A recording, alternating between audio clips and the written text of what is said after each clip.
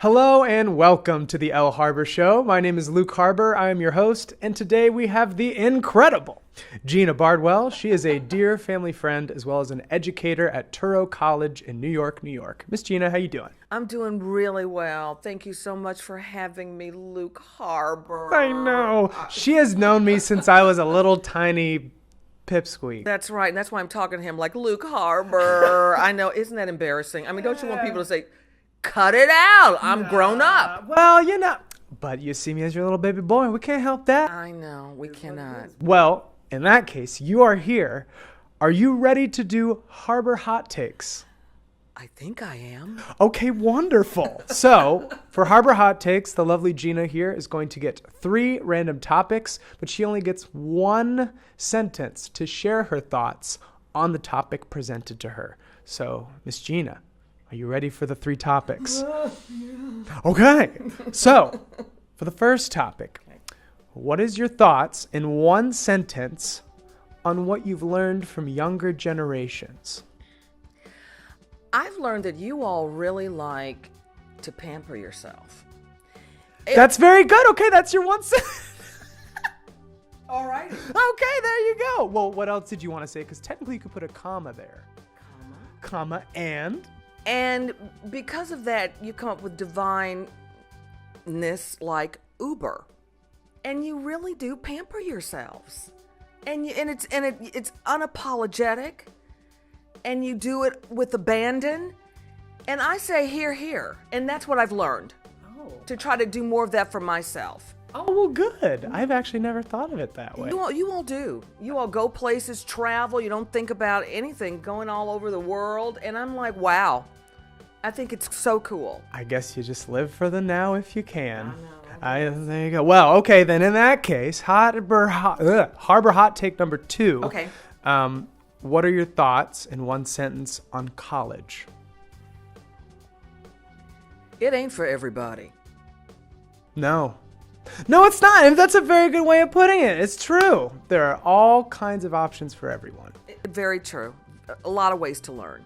True. And number 3, the final Harbur Hot Take. What are your thoughts in 1 sentence on sustainability? People should learn the wealth and I think soon to be the one area that's going to keep us all sane, and that is container gardening. That's a good point. Yeah, container gardening. You don't have any development. Urban development through container gardening. Vegetables and flowers and herbs and whatever else, your wacky weed. But I'm just saying. You're not wrong. But really, sustainability. I mean, container gardening. That people should do more of that. Even if you don't have the space, the urban space, container gardening. Beautifully said. All righty. Thank you. And thank you. And now we have the second segment of our show, which is Harbur Talk. Gena here is going to have 3 topics that we're going to explore within a 9-minute period, and we can talk about those topics as long as or as short as we want to. Are you ready to jump in, Gena? I'm ready. Okay. In that case, we are starting the timer in 3, 2, 1. So the first topic that I want to talk to you about, Gena, was actually submitted by someone. What do you think about the topic of the hardest part of watching your parents grow old? Why do you think someone would see that as a taboo topic? Communication and how you communicated with your family as you were growing up, as you were older. You know, over events or something as simple as, sometimes parents would tell you, you're wrong because you didn't clean up your room. You're wrong. You are wrong. Well, you're not wrong because you didn't clean up your room. You're not bad. You just didn't clean up your room. It has nothing to do with your character as a young child. Mm-hmm. Those things add up. And then all of a sudden you have these hard communication areas where you cannot talk to your mom or your dad. Yeah. And so, and I think as they get older, and there is this transference of power, you then become the parent, they're the child. We know that that's sort of the natural order of things. Right. And if you're not ready to accept that role, if you don't want to be the parent, if you don't want your parents to grow old, if you're not comfortable with that, if you haven't talked that out along the way and made some plans about it, watching them get old can be awkward and painful and hard. Or it can be wonderful and, galvanizing the family together. And you can make some really good decisions about how you want them to live their lives and how you want to be helpful in their journey. Sure. Yeah. And now for you, is there any particular instance where you felt that in your life? Well, as they were getting older and I needed to leave to go from Kansas City to New York, I can remember my father saying to me, Gena, it's now or never. You've got to go. And I'm not going to get any younger, and it's not your fault that I'm falling apart. He said, I've been pinned together. I've been, poked. I've been in a bariatric chamber for my burns on my legs. He said, I'm not going to get younger. He said, I'm kind of just glued and held together. He said, but you have to live your life. So you can't stay here and worry about us. We'll be fine. You've got to go live your life. And when he did that, that was a kind of a release, and that was a very hard moment to process because you want to go because you want to live your life, and yet there's your family, they're aging. How do you leave them? And my dad was like, get out. You need to get out because we are going to be fine. And he really was he was a catalyst to push me to go to New York, to go to graduate school in New Jersey and then go on to New York. I didn't know that. And then my mom came around and sent me a Shakespeare book. A Shakespeare, the Pelican with all of the plays, the tragedies, the love stories. And then she wrote in there, to thine own self be true. And that was the same book that her father had given her. My grandfather, Frank J. Whitley, gave that book to my mother when she was in school in 1933. And she sent that to me. I still have the book. Oh, yeah. Still has her writing. So those were hard times. Those were hard transferences. Those were hard steps to take as they were getting older and I was leaving instead of staying. Most people stay. Mm-hmm. But my dad said, oh, no. He said, you'll never leave if you don't leave now.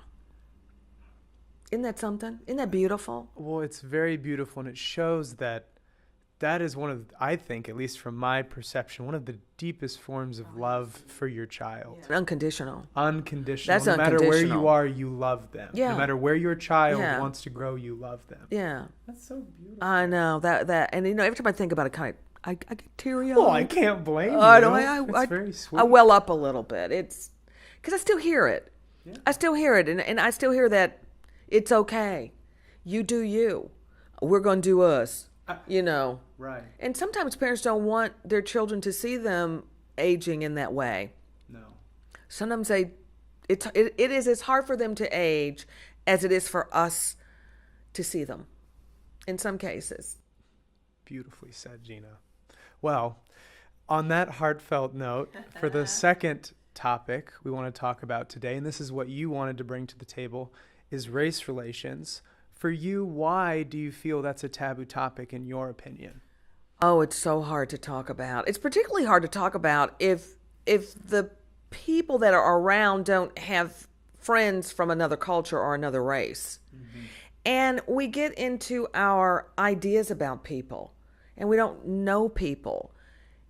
Everyone needs to have a friend that is outside of their race, outside of their comfort zone, outside of their religious belief.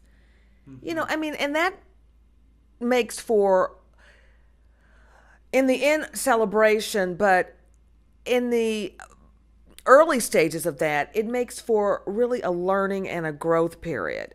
It also makes you challenge yourself and your own beliefs and misconceptions about other people. Right. It's so important, to have friends that don't look like you, to have friends that don't have the same experiences as you. People who come from the different backgrounds, Right. socioeconomic But they status. really are interested in you. We've lost the art of listening to people Right. that don't necessarily share all of our beliefs. It's so easy to follow people that look like you, think like you, Yeah. you went to school with, yada, yada, yada. Your comfort zone. But how about, reaching out to other people? It makes life so much more rich. More expansive. Yeah. And honest and authentic and hard and messy. And then you get to talk about those really difficult areas about race and culture and police brutality Right. and, sexual misconduct and all of those things that are hard and difficult conversations that people want to sort of blame different segments of the population for having perpetrated more harm on particular groups of people. Right. When I tell my students, listen, you pull your skin back, we all got a spleen. Mm-hmm. We have the same spleen, the blood's pumping, we're going to have veins and arteries. That's all the same.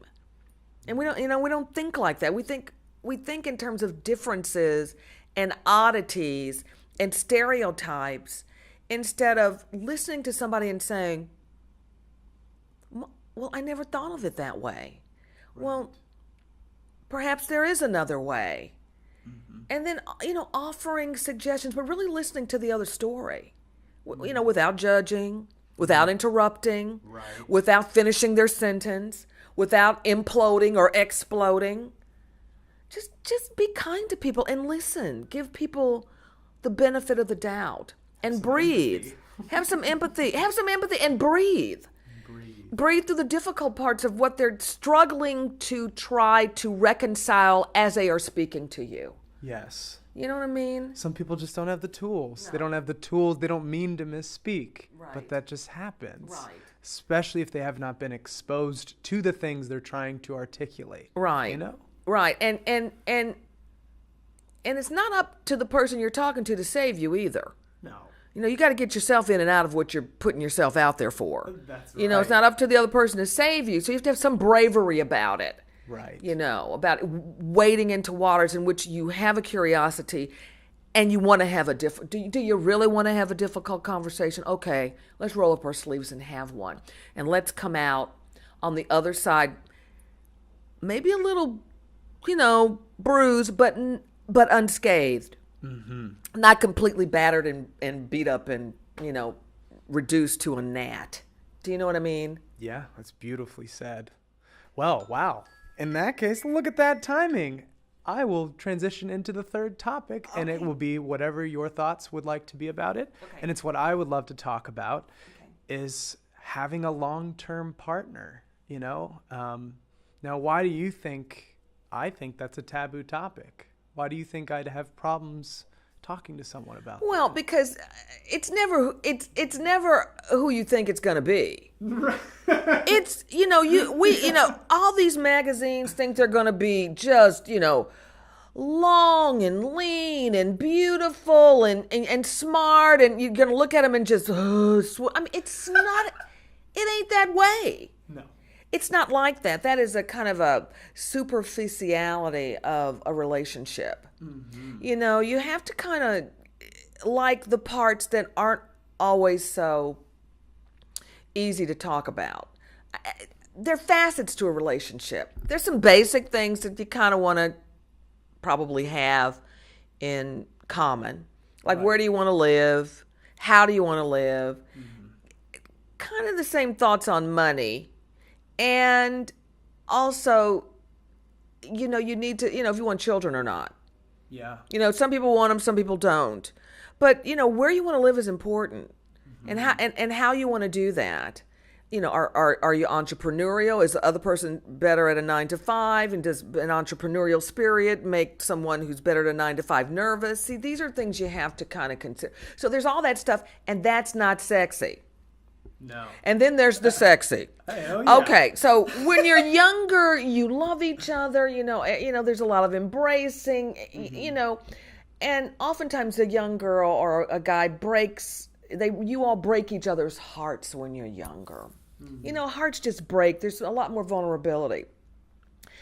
And I'm not making an honest statement because I'm just making some generalities. But sometimes when you get older, a woman is like, she likes being by herself. Yeah. And sometimes men get a little more wanting to be nesting as they get older. Sure. Because that could be because they need somebody to kind of die on. Someone didn't make that nest. That's right. Someone, they didn't get a nest when they were younger because Sure. they played the field. They were they were working the room. Oh yeah, sure. At the time, sometimes when a woman just adores them, and then after a while, it's like, it's okay. I'm okay. I've gone this long. I don't have anybody. I'm fine. I like my friends. I like my book club. Yeah. I like these things that are, fulfill. I like to travel. Yeah. I like to laugh, go to a movie. I can sit in a cafe and be by myself. And see, that's when you begin to enjoy your own company. Yes. So then later on, the foreignness of somebody coming in at the later part of your life, you're either so adjusted to your life that you have room and you can bring someone in because you're so grounded and adjusted, or it feels like, I don't think so. Right. And it does, in long-term partners, there's no guarantee. No. And I think young people would like some guarantees. It'd be nice. And you guys kind of like knowing, and Yeah. you don't stay at a job for 2 years. You're thinking of a relationship like at 5. Oh my God, what's going on with this relationship? It's too much. I can't handle it. Mm-hmm. But you have to enjoy the sameness of something. That has got to bring you comfort. Yes. Like when you go home and you smell a pot of white bean chicken chili. Yeah. You just made that for me. Well, Right. In a relationship, the woman may want to come home and, the guy's done the crock pot thing. That is so sexy. Yeah. And he right. may be in, pot belly and, bad hair. A little disgruntled. A little disgruntled, bad teeth. And but you know what? You love him anyway. And that's what love is all And about. that's what it is. It's not what we think it is. It never It's the is. little things. It's the little things. Gena, it has been a joy and a pleasure. Oh, Thank you so much. I love you so much. I love you so Thank much. you. Oh, you're welcome. Oh, I love you more. Thank you so much for watching today. And Miss Gena, thank you so much for being on the show. Oh, I knew him when he was a little tiny pumpkin. A little tiny pea pod. little Are you ready pea pod. Yes. to do the end slate? Yes. Okay, here we go. Pause, play, be kind, and make a difference. We will see you guys soon. Bye. Bye.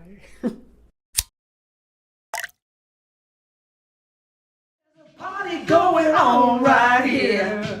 A celebration throughout the year. So take your good times and your laughter too. We're gonna celebrate and party with you. Come on now.